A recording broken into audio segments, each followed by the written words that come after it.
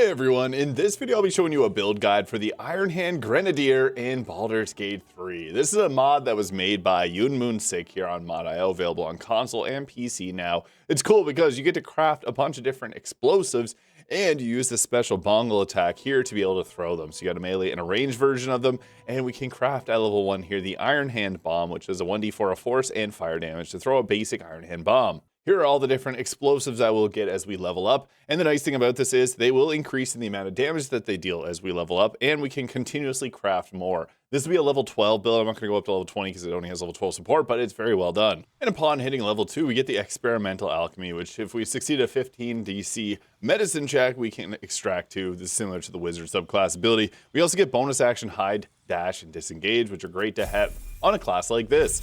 At level 3, we do get some more explosives. We get the poison bomb here, which uses 2 Ironhand bomb charges to do a 1d6 poison damage. The spike bomb, which will bleed and cause gaping wounds to occur, so the enemy will take a bit of damage over time. And we also get protection from poison for 100 turns, which will use a Ironhand bomb charge. It's pretty nice to have.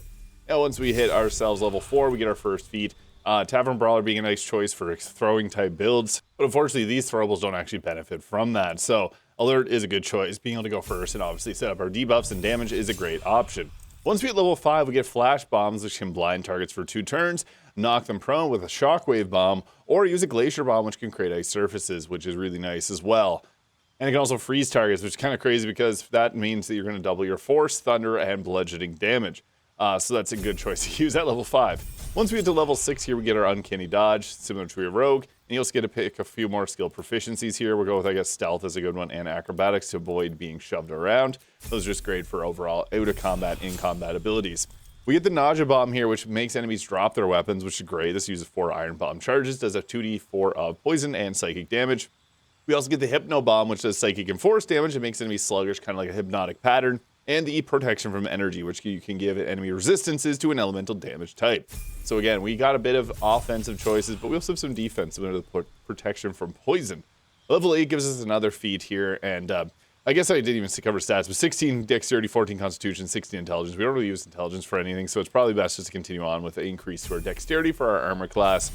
Level 9 gives us our gravity bomb here. Throw a bomb, release a burst of gravitational energy, which will pull enemies towards the center. This one's really good. It's like Black Hole Illithid ability. We also get Neuro Bomb, which can paralyze a target, which gives your team critical hits against that target. Very good. 2d6 of poison or psychic and force damage as well. And then Tin Mask Bomb, which can make them go mad and attack the nearest target. These are all 3 really good ones. You're going to want to use these often. They take 5 or 6 charges each. And once we hit level 10, we get our evasion here. It basically makes us take less damage from dexterity saves. So things like your fireball, lightning bolt will be taking half less damage on all saves.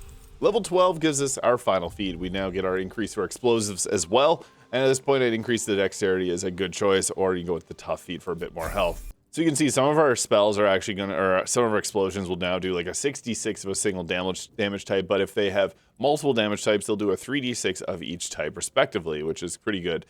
So we got things like the this here, the Black Hole Grenade was really good because you can set up some of our other abilities here. Neurobomb's also nice too, because look at that area of effect. Being able to paralyze a target is insanely good. That's a wisdom save too, so if targets are dazed, we'll have a greater chance of succeeding it.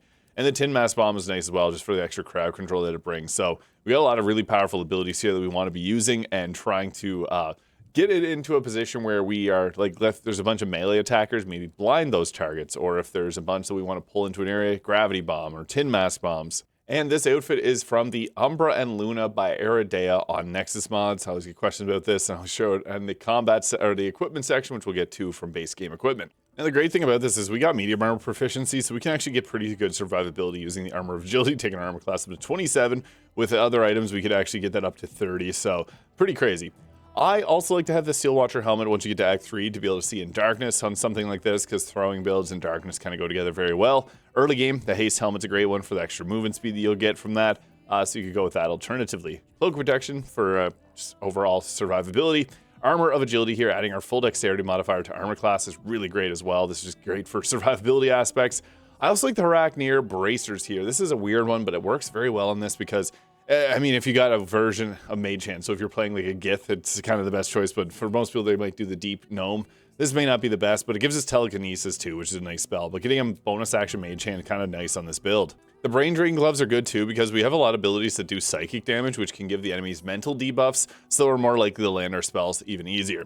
I also like to have the disintegrating Nightwalkers for Misty Step on there, just to give us a bit of get out of jail free card type movements. Also, Ring of Free action gives us the ability to just move around freely, which is great. Alternatively, Crusher's Ring's great too for the increased movement speed. And then we can also go with the Ring of Protectionist for a bit of extra AC. Amulet of Greater Health just to give ourselves good survivability. And the Hellrider Longbow so that we go first in combat. I also have the Head Knife of the Undermountain King so we get advantage on attack rolls when we're lightly or heavily obscured. These are class actions. Sometimes they work a little funky with things like that, but these mostly have saves, so it doesn't really apply. But on our critical attacks, this is going to be, or bongle attacks, this is going to be really great. So I also like to run a shield on this as it just needs a little bit of survivability as it doesn't have the same damage output. All right, so for our first turn of combat, something like a gravity bomb can be a good first move because this is going to just pull enemies into spot, which is kind of nice. You can throw that off, and yeah, you'll then have them all compile together. That just end up being a bunch of bodies there, but you get the idea.